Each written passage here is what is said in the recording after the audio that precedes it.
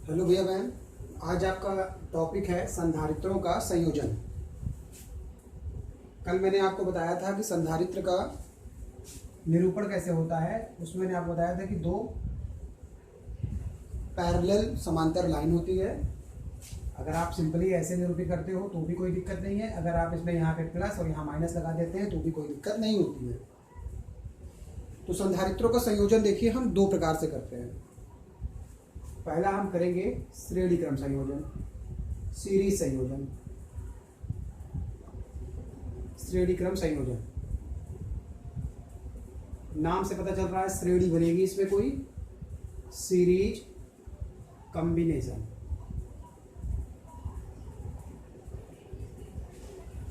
कैसे पता चलता है कि कोई सीरीज में है या दूसरा एक होता है समांतर क्रम? कैसे पता चलता है? देखिए, श्रेणी क्रम संयोजन का मतलब ये हुआ कि अगर आपके पास एक साथ कई कैपेसिटर्स इस प्रकार से लगे हुए हों कि हर एक संधारित्र का पहला सिरा बैटरी से जुड़ा हो और दूसरा सिरा जो होता है वो इसका पहला सिरा दूसरे सिरे से जुड़ेगा, इस वाले का दूसरा सिरा तीसरे वाले कैपेसिटर के पहले वाले से जुड़ेगा। कहने का मतलब ये है प्रत्येक कैपेसिटर का एक सिरा दूसरे कैपेसिटर के दूसरे सिरे से जुड़ता है और बाकी जो भी लास्ट वाला है ये आपका, मान लीजिए कोई आपके पास बैटरी है, आप उससे इसको कनेक्ट कर सकते हो। ये ठीक है, ये प्लस ये माइनस। अगर आपने इसको पॉजिटिव चार्ज दिया है, मान लीजिए ये वाला हमने 3 संधारित्र लिया हुआ है। ये संधारित्र की धारिता हमने मान लिया है C1, इसकी C2 और इस वाले की C3। ठीक है, अब चूंकि ये श्रेणी क्रम में है तो इसका मतलब जो अभी इसमें हम करंट की बात नहीं कर रहे हैं, हम इसमें चार्जेस की बात कर रहे हैं। तो जो चार्ज इसमें रहेगा Q, वही इसमें भी रहेगा और वही इसमें रहेगा।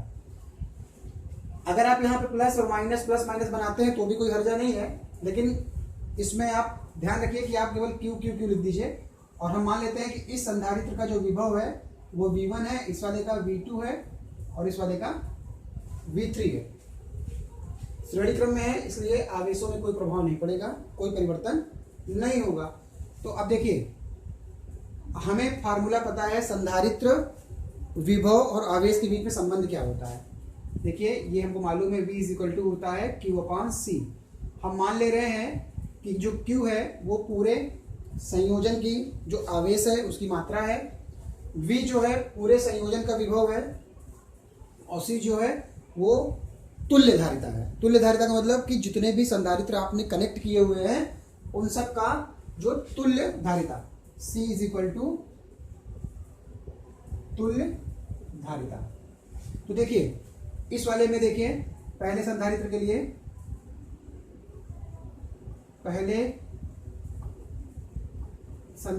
लिए V1 कितना हो जाएगा? Q/C1। इसी प्रकार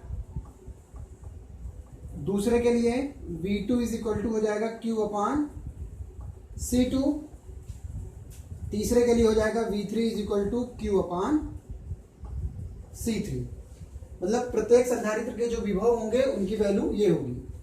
और हम ये जानते हैं कि विभव जो होता है वो कौन सी राशि होती है? अदिश राशि होती है। इसका मतलब पूरे निकाय का जो विभव होगा वो तीनों का योग हो जाएगा। अतः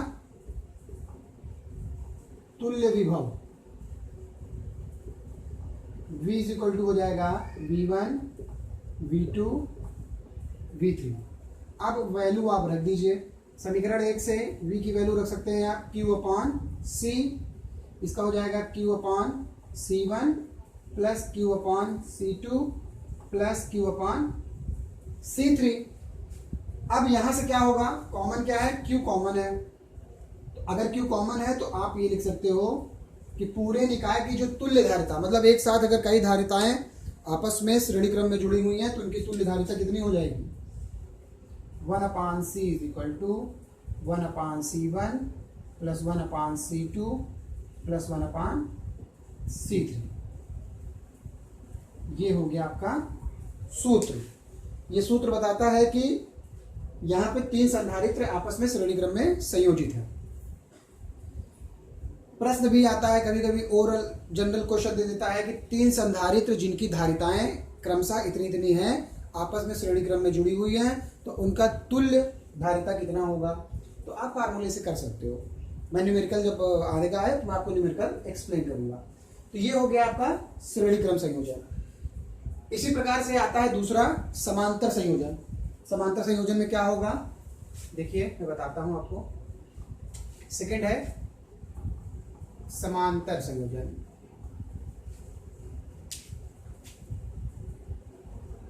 पैरेलल, इंग्लिश में इसको पैरेलल बोलते हैं। उसमें क्या होगा,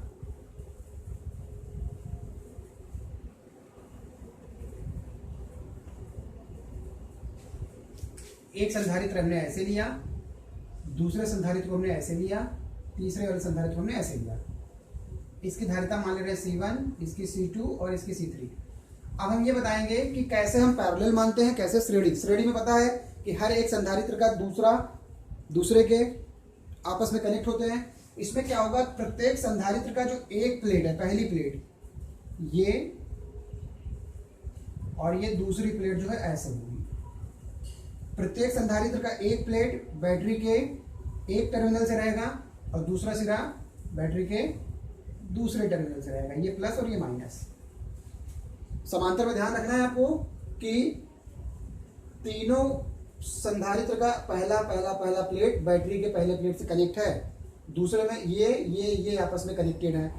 अगर हम मान लेते हैं इसका विभव भी, अब यहां से जो चार्ज चलेगा आवेश, तो आवेश को तीनों प्लेट से जाना है। हम मान ले रहे हैं कि ये Q1 है, ये Q2 है और यहाँ पे Q3 है। फिर बाद में यहाँ से Q1 आ जाएगा, Q2 यहाँ से चला जाएगा और Q3 यहाँ से चला जाएगा। तो पूरा जितना चार्ज यहाँ से आपका जा रहा था उतना ही चार्ज आपके यहाँ पे चले जाएंगे। मान लेते हैं कि Q चार्ज जा रहा था, तो लास्ट में कितना आएगा, Q चार्ज वापस आ जाएगा। ठीक है, तो अब हम ये मान ले रहे हैं कि इस तीनों संधारित्रों का जो विभव है वो V है। तो इसका मतलब यहां पे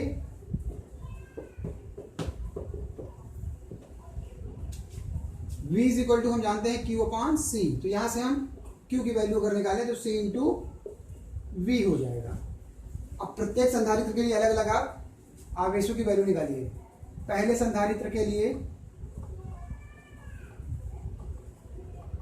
पहले संधारित्र में Q1 इज इक्वल टू हो जाएगा C1V,